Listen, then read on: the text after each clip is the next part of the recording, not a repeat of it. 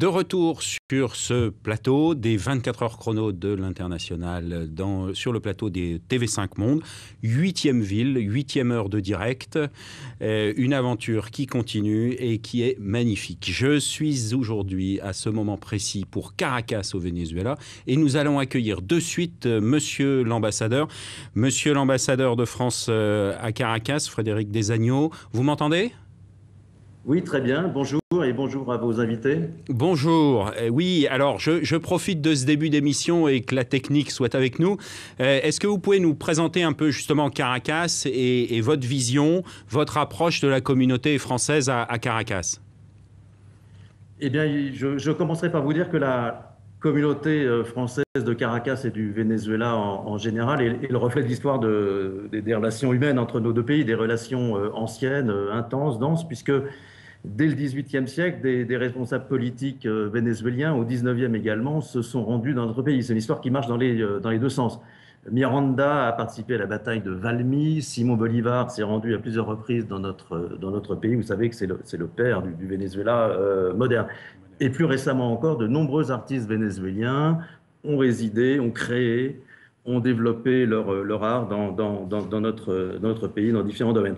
Alors, pour en venir à la communauté française, je vous disais qu'elle était établie ici depuis longtemps. Pour être plus précis, les premiers Français installés au Venezuela l'ont fait dans les années 1830.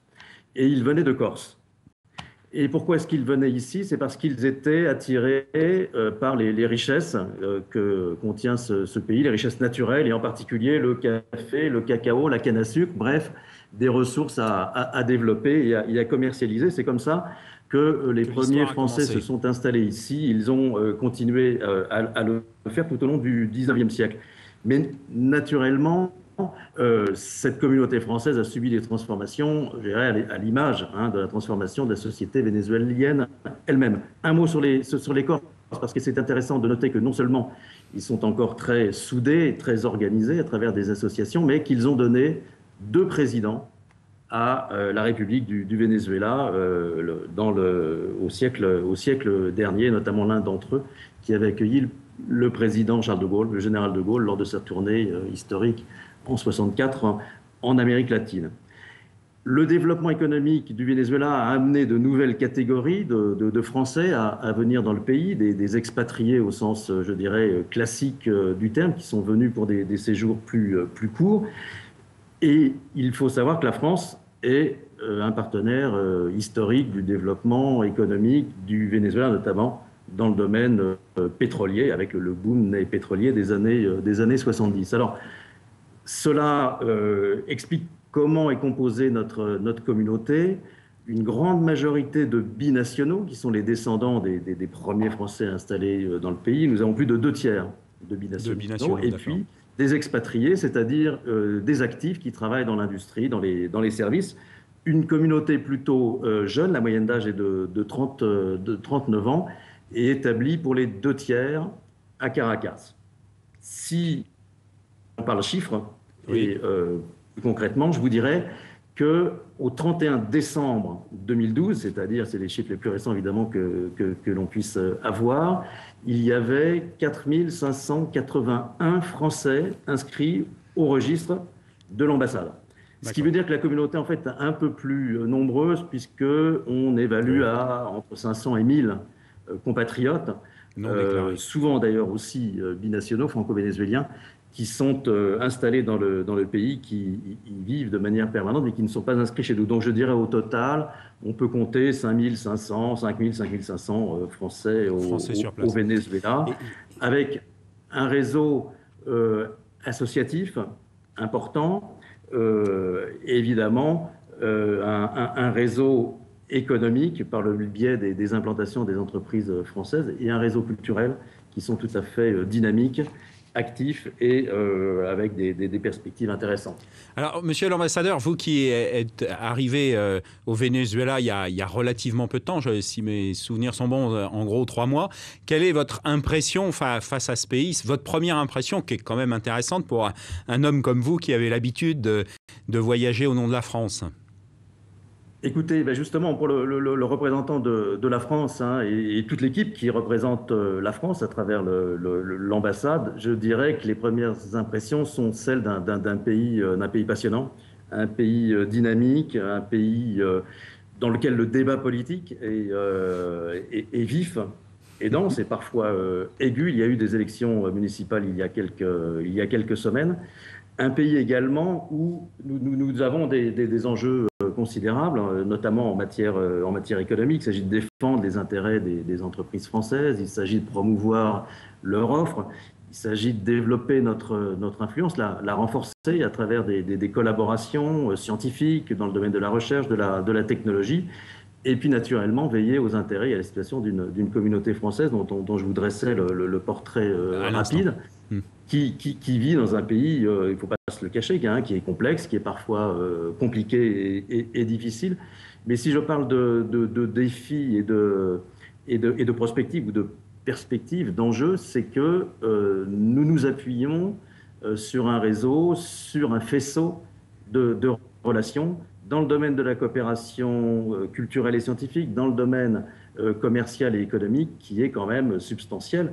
Je vous citerai quelques chiffres, hein, je ne veux pas non plus rapidement, oui. Statistiques, mais il y a environ 60 entreprises françaises qui sont établies dans ce pays, qui ont créé et qui produisent plus de 5000 emplois directs ou indirects. Il y a 4 milliards d'euros d'investissement.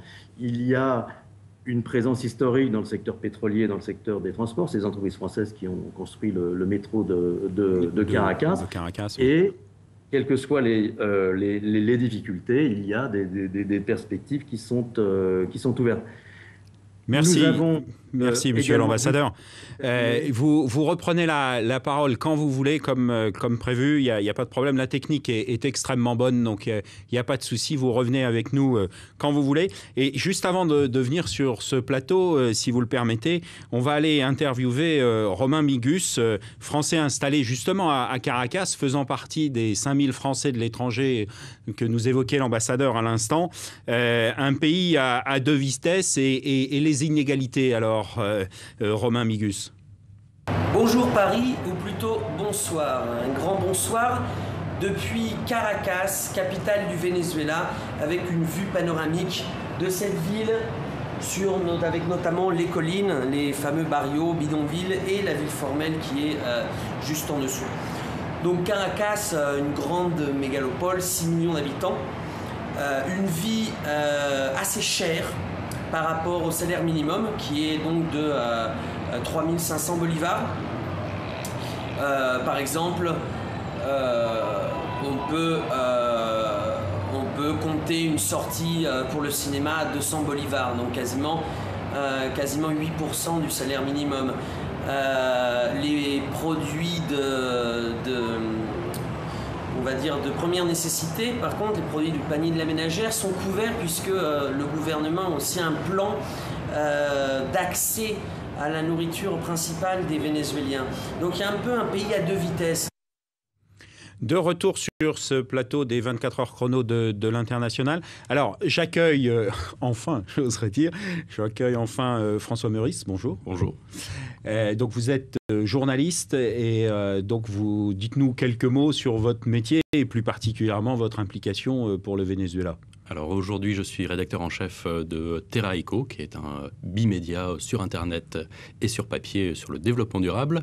Mais j'ai vécu de 2003 à 2007 au Venezuela et j'étais correspondant, pigiste là-bas pour différents médias francophones. Et des allers-retours réguliers. Et des allers-retours voilà. depuis mon retour définitif. On ne quitte pas le Venezuela comme ça. Non, c'est plus compliqué que ça. C'est plus compliqué que ça. Julien Rebottier, bonjour. Bonjour. Alors vous aussi, vous faites des présences récurrentes, j'oserais dire, alors dans une activité totalement différente. Oui, je suis chercheur géographe au CNRS. Je travaille sur des questions de risque, d'environnement, et je vais au Venezuela depuis 2002. Dernier passage en septembre dernier, et donc j'y vais fréquemment pour de longs séjours, entre 2 mois et le plus long été d'1 année à Caracas. D'accord. Et au départ, une durée assez longue aussi. Oui, un premier jet de 1 an environ. D'accord. Donc on est sur une ville et un pays qu'on vient de décrire. Alors monsieur l'ambassadeur nous l'a décrit avec une vraie histoire de la présence française, on l'a bien compris. Une présence relativement importante, 5000 personnes, c'est quand même relativement important. On n'imagine pas forcément qu'on ait une présence française aussi importante quand on parle du Venezuela. Mais maintenant, dans la vraie vie, comment ça se passe, comment vous voyez les choses justement suite à l'intervention de Romain à l'instant, François? D'abord, Romain Migus parle d'une ville à deux vitesses, en quelque sorte, et on ne peut qu'être d'accord. Mais on peut aussi dire que c'est un pays à deux vitesses. De toute façon, ce n'est pas valable que pour Caracas. Oui. Voilà, donc très schématiquement, un petit peu les riches, les pauvres.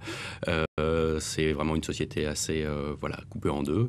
Et ça se ressent dans la ville. Déjà, bon, c'est peut-être pas à moi de parler de géographie, mais c'est vrai qu'au niveau... au niveau visuel et au niveau géographique dans le plan de Caracas, très schématiquement, nous avons à l'est les quartiers les plus aisés, à l'ouest les quartiers plus populaires. Alors, justement, le géographe, que nous dit-il? Eh bien que le paysage urbain correspond tout à fait à la structure, au profil de cette société-là. On est dans des sociétés latino-américaines historiquement très inégalitaires et dont on retrouve les structures de l'inégalité jusqu'à aujourd'hui. Un mot peut-être sur cette trajectoire de l'inégalité au Venezuela. À Caracas, en l'occurrence, c'est qu'on a, à l'image de l'ensemble du continent, une diminution des taux de pauvreté, des taux d'indigence, parfois moins vite que la moyenne régionale du reste. En revanche, ce qui est marquant au Venezuela, c'est la diminution des indicateurs d'inégalité. Et on a un travail, il était question du panier de la ménagère qui était assuré par des politiques publiques, on a un travail des pouvoirs publics dans ce domaine-là qui fait qu'il y a une meilleure répartition de la richesse. Voilà. Donc, il se retrouve sur les produits de première nécessité, sur certains produits de consommation, pas sur le cinéma en l'occurrence, où ça reste quelque chose de superflu. Un écrasement de certaines inégalités, soyons quand même fort prudents. Alors justement, pour passer sur un sujet très complémentaire à ce qu'on vient d'évoquer, et entre autres sur la répartition des fameux quartiers, l'insécurité à Caracas, on va retourner voir Romain Migus, qu'en est-il ? En ce qui concerne l'insécurité, le Venezuela est un pays avec une mauvaise réputation, et une mauvaise réputation qui s'établit sur des chiffres. Ça, c'est évident. C'est un des pays qui a le taux d'homicide le plus haut, un des pays avec les taux d'homicide les plus hauts du monde, non ? Je crois que c'est le 3e, exactement, ou le 4e. Il n'empêche, les homicides ne sont pas l'insécurité. Et l'insécurité n'est pas le sentiment d'insécurité. Le sentiment d'insécurité est très très très développé au Venezuela avec une très très grande parano, donc due aussi à la médiatisation à outrance de faits divers absolument scabreux, absolument horribles. Donc voilà, donc évidemment il y a toute une connaissance aussi des zones, du terrain. Évidemment, si on va se balader à 2h du matin dans un bidonville qu'on ne connaît pas, il y a de fortes chances pour qu'on soit plus prédisposé à se faire voler. Mais il n'empêche que dans les coins, on va dire, ou les zones résidentielles de Caracas que l'on connaît, c'est quand même finalement assez calme. De retour sur ce plateau. Alors, justement, réagissons à notre ami Romain sur l'insécurité. Comment vous voyez les choses ? Alors, on en avait un peu échangé juste avant l'émission.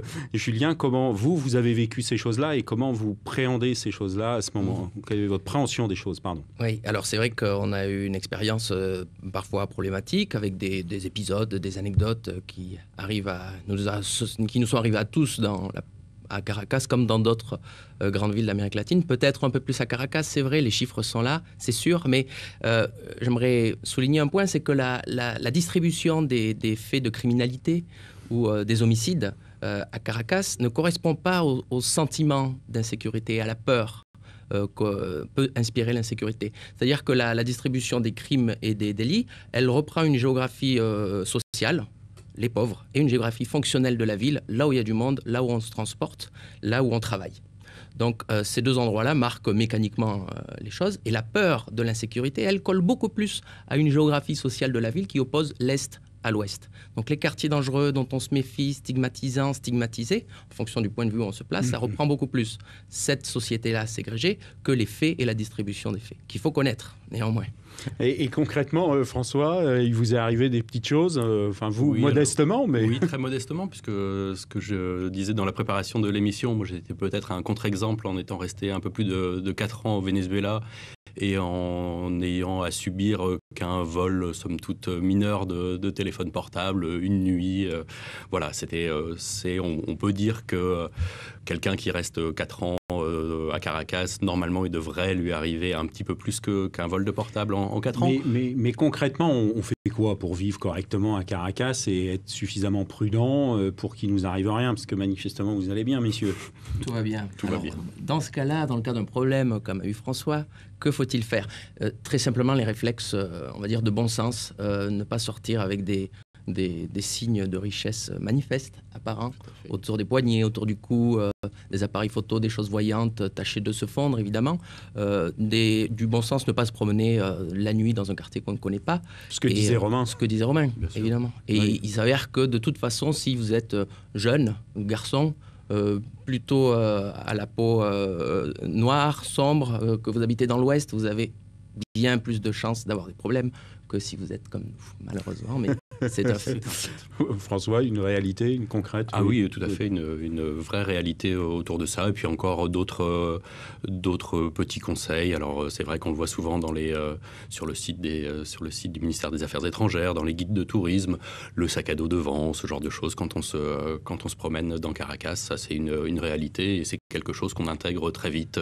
Voilà, on regarde à gauche, on regarde à droite, on transpire pas le matin en sortant de chez soi, de peur d'être agressé à chaque instant de Caracas. C'est une prudence, il faut savoir qu'on vit dans un pays où la sécurité n'est pas la même que chez nous. Voilà, exactement.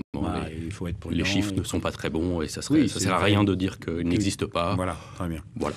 Alors justement, on va aller voir Simon Pellet-Rech pour savoir quelle est l'ambiance générale dans la ville et une approche de la vie culturelle sur Caracas. Caracas, c'est une ville très compliquée. Donc c'est une ville avec beaucoup d'insécurité, c'est aussi une ville très polluée, parce que bon, évidemment l'essence ne coûtant à peu près rien, les gens sont tout le temps en voiture, laissent tout le temps tourner le moteur. Donc tous les Vénézuéliens qui habitent en périphérie de Caracas, enfin dans Caracas mais dans les quartiers périphériques, comme ce serait Montreuil par exemple, ou Seine-Saint-Denis ou que ce soit, se lèvent à 4h du matin pour éviter les embouteillages et rentrent le soir à 10h du soir chez eux, toujours à cause des embouteillages. C'est un des problèmes. Ensuite, Caracas, bon, voilà, c'est pas une ville très très belle. Heureusement, on peut monter sur l'Avila, qui est une grande montagne au-dessus, qui domine Caracas. On peut y monter en téléphérique. On a une vue magnifique d'un côté sur toute la ville de Caracas et de l'autre côté sur la mer Caribéenne. Donc voilà, vivre à Caracas, c'est pas la panacée évidemment, mais on trouve quelques avantages. Il y a une vie culturelle un peu développée, il y a quelques théâtres, quelques restaurants sympas. En journée, toujours les théâtres, bon voilà, c'est pareil, il faut y aller en voiture pour éviter les problèmes de sécurité. Bien, donc une vie culturelle très modeste somme toute, mais il y a des choses à faire. Oui, il y a quelque chose à faire. Du moment qu'on aime la bière glacée, le rhum et si possible un peu la salsa, tout de suite ça va beaucoup mieux. Si on est rétif à ces 3 éléments, c'est déjà beaucoup plus compliqué. Non, je plaisante un peu, mais voilà, il y a une vie culturelle modeste qui se développe un petit peu. Et qu'est-ce qu'on fait concrètement, Julien, à Caracas? À Caracas, oui. Bon, on est effectivement il n'y a pas un gros héritage culturel dans cette ville-là, mais il y a quelques endroits de la ville qui ont été récupérés par les pouvoirs publics. Je pense autour de la Plaza Bolívar, le centre historique, le quartier La Pastora, qui présente un intérêt patrimonial assez intéressant, où on peut se balader, où c'est récupéré, en ce moment réhabilité. Sabana Grande, un boulevard commercial qui est occupé par le commerce ambulant, économie informelle, et qui est aussi récupéré, donc où on peut se balader, où il y a de l'art de rue. Bon voilà, il y a des choses, la Cinémathèque nationale aussi, Bellas Artes, où on a là pour le coup une séance de cinéma à quelques centimes d'euros. Alors c'est pas le cinéma commercial à plusieurs centaines de bolivars. Et c'est sûr que dans ces endroits-là, en plus, donc, comme Julien disait, on peut aller se promener un petit peu. Dans ces endroits récupérés, c'est la ville un peu plus faite pour les piétons, ce qui n'est pas le cas peut-être d'autres endroits de Caracas. En ce moment, la circulation. Monsieur l'ambassadeur, vous voulez intervenir? Monsieur l'ambassadeur, je vous en prie. Oui, merci. Juste en complément de ce que disent vos invités, je voulais signaler que la France contribue naturellement aussi à la vie culturelle vénézuélienne, à Caracas et en province, avec des événements qui sont organisés par nous souvent, même très souvent, en partenariat avec des acteurs ou des institutions du pays. Alors évidemment, on fait la fête de la musique, on a un festival du film français, 90 000 même, je crois. L'année dernière, spectateurs sont venus assister aux projections. Il y a des alliances françaises qui proposent également des activités culturelles au-delà des cours de français. Elles sont présentes dans 10 villes du pays. Et puis, il faut mentionner également ce que fait le lycée français pour les jeunes vénézuéliens et les jeunes français, puisqu'il y a 1400 élèves au total qui sont des différentes nationalités, mais majoritairement vénézuéliens, et qui bénéficient naturellement des activités pédagogiques et artistiques qu'organise l'établissement. Merci, monsieur l'ambassadeur. Vous intervenez encore une fois quand vous voulez. Et justement, on va retourner voir Simon Pellerech sur la partie soins au Venezuela et à Caracas plus particulièrement. Alors, le système de soins au Venezuela est double, il est dual, c'est-à-dire qu'il y a un système de soins pour les riches, un système de soins pour les pauvres. Dans mon cas, comme je suis plutôt dans cette position-là, j'utilise beaucoup les CDI, c'est un centre de diagnostic intégral, c'est des dispensaires avec des médecins cubains. Il y a actuellement au Venezuela à peu près entre 20 000 et 30 000 médecins cubains, alors ça dépend des années, ça évolue pas mal. À son climax, au maximum, il y a eu 40 000 médecins cubains, c'est une politique d'État. Donc on va dans ces centres de diagnostic intégral qui sont un petit peu partout, surtout dans les quartiers pauvres. C'est gratuit, on ne vous demande pas votre identité, on ne vous demande rien, c'est assez rapide. Les médecins sont bons pour ce qui est des tâches premières. Par exemple, moi je suis allé me faire une placasse, une radiographie, et ça s'est très bien déroulé en une demi-heure, clac, c'était fini, gratuit et très simple. Par contre, quand il vous arrive un gros problème, il faut aller plutôt dans des cliniques, surtout pour des étrangers qui ont l'habitude d'un système de soins. Pas tant parce que les médecins vénézuéliens sont mauvais, sinon parce que dans les hôpitaux publics, il y a eu vraiment un gros problème de financement et il manque de moyens techniques, technologiques. Il y a des queues énormes dans les urgences et c'est vrai que c'est très compliqué l'hospitalisation publique, quand il faut faire des opérations, des choses comme ça. Donc, tous les Français vont dans des cliniques privées quand il arrive quelque chose de grave, quoi. Et il faut avoir une très bonne assurance. L'assurance, la Caisse des Français étrangers, c'est très bien. Très bien. Alors justement, pour revenir sur les soins, l'un comme l'autre, comment un point de vue vis-à-vis de ce que vient de nous dire Simon ? Oui, c'est que ce fait il faisait référence à la mission Barrio Adentro qui amenait les services de santé dans des coins de la ville qui parfois n'avaient pas vu de médecin depuis des dizaines d'années. Et ça change vraiment la vie des gens. En 2 ans de ces missions-là, vous avez mécaniquement une diminution de la mortalité infantile, par exemple 15%. Donc ça, c'est le jour et la nuit. Et tout le monde peut en profiter. Alors, si vous avez un gros problème, effectivement, prenez une bonne assurance parce que le service privé est très cher. Et ce qui est intéressant de voir, c'est que parfois, même dans des arrondissements de Caracas tenus où le maire est de l'opposition, donc a priori qui dit du mal de ces missions-là, parfois avec le temps, comme il a bien compris que ça marchait et que la population réagissait très bien, parfois il y a des espèces de succédanés de ce genre de système qui ont vu le jour. Oui. Alors, juste avant que vous nous quittiez, mon cher Julien, comment vous avez vécu justement votre introduction, si je peux me permettre, dans ce paysage et comment ça s'est passé avec les gens sur place et comment ça se passe au quotidien avec les Vénézuéliens? Pas de problème, pas de soucis, c'est des gens bien. Oui, c'est des gens bien. C'est difficile de ne pas tomber non plus dans la caricature d'un portrait. Mais les gens que j'ai rencontrés étaient plutôt d'un contact assez facile, très accueillant, avec peut-être un caractère caribéen, à la différence de Mérida, cette ville andine où les gens sont un peu plus taiseux. Mais en tout cas, l'accueil était très chaleureux. De bons endroits, on m'a fait découvrir de bons endroits. Je pense au Mani, un lieu de danse très connu pour la salsa, ou de bonnes tables, le bar basque, la Candelaria. Et au niveau professionnel, et ça nous permettra de conclure ce point, vos collaborations professionnellement avec les chercheurs sur place, puisque vous, c'est plus sur cet aspect-là, mais aussi avec les habitants? Alors, c'est assez inégal. Le Venezuela était une terre d'accueil d'intellectuels et de chercheurs d'Amérique latine durant la période des régimes militaires. Et aujourd'hui, le système universitaire et de recherche est aussi hétérogène. Donc, ça se passe plutôt sur un rapport de personnes. Et on trouve de très bons collègues avec qui on maintient des contacts au-delà des années. Ça se passe très bien. Ouais. Julien, merci beaucoup. Merci à vous. Et puis, on va mettre une petite page de pub et on se retrouve dans quelques instants.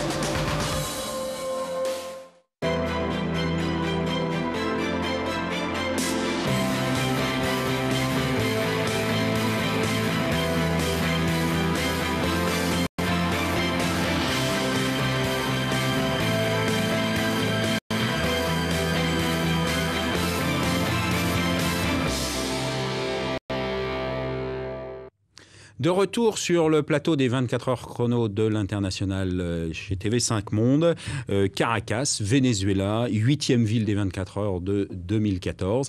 Et j'accueille sur ce plateau Carlos Quenan. Carlos Quenas, bonjour. Bonjour. Alors, vous êtes professeur d'économie à Paris-Sorbonne, donc quelqu'un qui connaissait bien le Venezuela et qui connaissait bien l'économie du Venezuela, mais je vous laisse vous présenter. Oui, je suis effectivement professeur à l'Institut des hautes études de l'Amérique latine et de l'Université de Paris 3 Sorbonne Nouvelle. Je suis aussi les pays émergents au service de la recherche économique de la banque d'investissement Natixis et je suis vice-président de l'Institut des Amériques. Et effectivement, j'ai eu à travailler sur l'économie vénézuélienne, et un pays que je connais, le Venezuela, bien, parce que j'ai vécu là, il y a déjà quelques années, et fait des études justement à l'université. Et j'entretiens des relations assez régulières avec des chercheurs, avec des instances internationales, comme le système économique latino-américain ou la CAF, qui sont installées à la ville de Caracas. Quelle est votre vision on a beaucoup parlé de la vie sur place, alors vous auriez pu nous en dire plein de choses, mais on va plus se concentrer sur l'économie. Comment vous voyez les choses? Alors, on a une petite vision un peu caricaturale du Venezuela aujourd'hui. Comment vous pouvez nous présenter économiquement le Venezuela? Le Venezuela est, d'un point de vue structurel, disons, une économie très singulière en Amérique latine, puisque c'est une économie grande, disons, parmi les 5, 6, 7, ça dépend de la façon de mesurer, les plus importants de la région. C'est un pays aussi d'une taille importante, une trentaine de millions d'habitants. On a parlé de Caracas, une ville de 6 millions, donc une des grandes métropoles. Mais parmi ces pays grands et moyens, je dirais, de la région latino-américaine, c'est, comment dirais-je, celui qui est le plus monoexportateur, le plus spécialisé dans un secteur et d'une activité concrète, le pétrole. Et le pétrole, d'ailleurs, le produit lié au pétrole, le produit pétrolier, comme on dit, représente aujourd'hui plus de 90% des exportations totales. C'est d'ailleurs une spécialisation qui s'est accentuée au cours des dernières années. Le Venezuela, à un moment donné, il y a 15, 20, 30 ans, était à 75-80% des exportations du pétrole. Donc, premier élément très important, le pétrole est crucial. L'économie a été... Tourne autour du pétrole. Tourne autour du pétrole. Depuis le début de l'exploitation commerciale du pétrole, en 1917 au Venezuela, et bien progressivement, le pétrole s'est installé au centre, ce qui a donné un rôle très important à l'État dans l'économie. Certes, disons, dans la période récente, ce rôle-là s'est accentué avec une orientation plus dirigiste, disons, plus étatiste, disons, du gouvernement du président Chavez et puis l'actuel également. Mais déjà depuis longtemps, disons, le Venezuela était fortement organisé à travers le prélèvement que l'État faisait de la rente pétrolière, oui. selon des modalités diverses qui ont évolué selon le temps. Au début, dans les années 1920, disons, c'était des compagnies pétrolières, disons, qui prenaient l'essentiel, l'État était peu présent, mais c'est là... Il y a un inversement de tendance maintenant. Voilà, un inversement de tendance. On est passé par une période où c'était 50-50, etc., jusqu'à la nationalisation de l'activité pétrolière, déjà dans les années 70.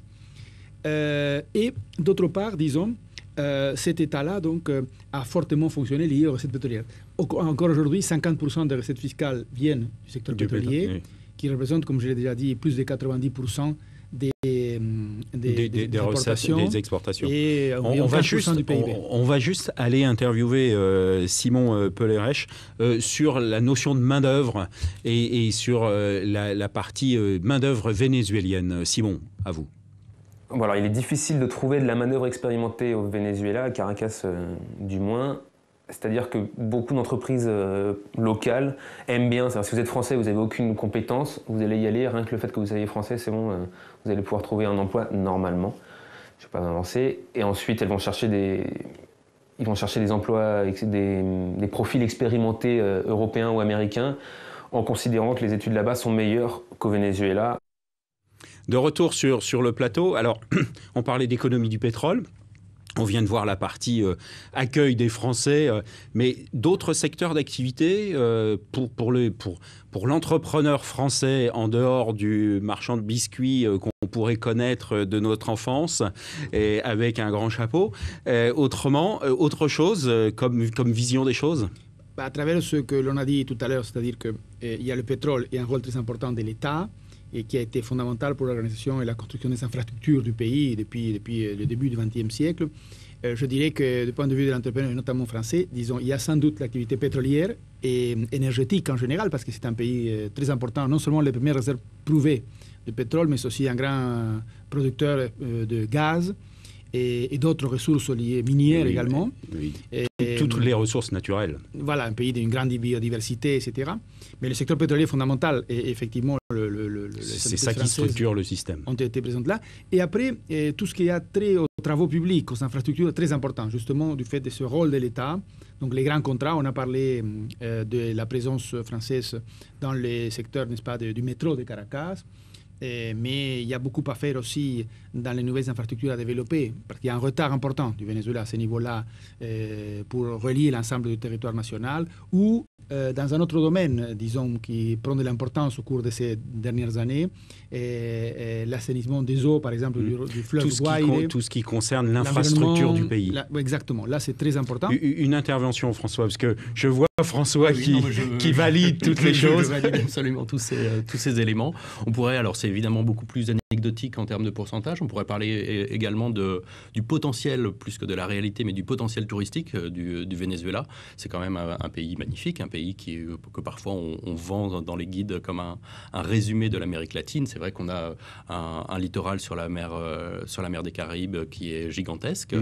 Quand on voit que donc il y a des choses à faire sur le tourisme qui peuvent potentiellement se développer. C'est pas forcément très simple, mais oui, il y a un potentiel. Juste une seconde après, j'ai une petite page de pub et l'ambassadeur qui veut s'exprimer. Justement, un bémol sur ça, qui est certes c'est une réalité, mais comme c'est un pays qui a été trop axé sur le pétrole, il a délaissé d'autres activités, pour des raisons d'ailleurs économiques évidentes, disons que ça suffisait largement. Et puis, une monnaie qui a été souvent surévaluée et faciliter aussi les importations, etc. Donc, il y a une difficulté pour développer ces activités-là qui semble évidente, disons, qu'on peut les développer, mais... la structure n'est pas prête à le mettre en place. Par exemple, le fait qu'il n'y a pas une tradition, comme dans d'autres pays de la Caraïbe, en termes d'industrie touristique, alors qu'en République dominicaine, par exemple, ça a été toujours central. Merci, Carlos. Une petite page de pub et on retrouve Monsieur l'ambassadeur juste après la page de pub. À tout de suite.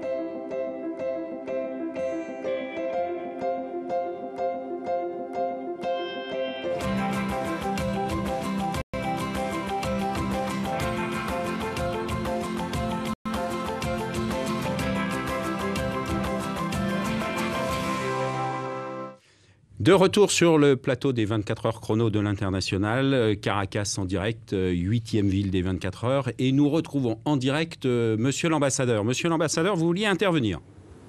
Oui, c'était pour remettre un petit peu dans le contexte bilatéral franco-vénézuélien, hein, les éléments qui ont été développés au cours du débat qui a précédé la pause publicitaire. Pour vous dire que le commerce entre les deux pays s'élève à 800 millions d'euros, que les entreprises françaises, donc, comme je l'ai dit tout à l'heure, sont essentiellement présentes dans le secteur des hydrocarbures, c'est-à-dire le pétrole, le gaz, mais aussi les services qui sont liés à ce secteur, dans le domaine de l'électricité, la génération d'électricité, la transmission d'électricité, les transports, on l'a vu avec le métro, mais aussi le domaine des biens de consommation et des produits agroalimentaires. Et on parlait tout à l'heure du secteur de la santé. Il faut savoir que le poste des médicaments, des produits pharmaceutiques est un des postes les plus importants des exportations françaises vers le Venezuela. C'est presque un tiers du total de nos exportations qui s'élève à 500 millions d'euros cette année. Merci, monsieur l'ambassadeur, et ça me permet de conclure, enfin je ne conclus pas l'émission, mais avec vous, et je vous remercie de votre participation et de vos interventions toujours enrichissantes. Alors François, pour conclure cette émission, vous diriez quoi pour Caracas et pour un entrepreneur ou un expatrié qui voudrait aller au Venezuela, et en Caracas en particulier? Qu'il y aille. C'est sûr qu'il y a un côté de défi, challenge quand on va à Caracas, mais peut-être qu'il vaut le coup. Carlos, alors vous, sur la partie économie, même question. Disons que le Venezuela est un pays, comme on l'a dit, avec grand potentiel, avec des grands problèmes macroéconomiques actuels, avec une inflation élevée, avec une monnaie surévaluée et un marché d'échange parallèle là, qui est vraiment montre une grande distorsion, qui vont devoir être corrigées d'une manière ou d'une autre, me semble-t-il, dans les mois, dans les années à venir, mais qui, du point de vue de ce potentiel qu'on a évoqué, est très intéressant et très important, aussi bien pour les producteurs nationaux que pour les investisseurs ou les producteurs, par exemple, français. Par exemple, il y a un secteur très intéressant, très important que l'on peut développer, qui est celui des produits de beauté, par exemple, avec une classe moyenne qui monte, qui est importante, qui était toujours importante, mais qui le reste, ou, comme on l'a évoqué déjà, dans le secteur des infrastructures. Il y a des choses à faire au Venezuela. Eh bien, messieurs, merci beaucoup. Je remercie aussi Julien Robotier qui avait participé à la première partie de cette émission. Alors, pour notre part, sur les 24 heures chrono de l'International, nous allons partir à Québec dans quelques instants. Et comme diraient certains de nos amis nord-américains, tabernacle, allons à Québec. Merci, à tout de suite.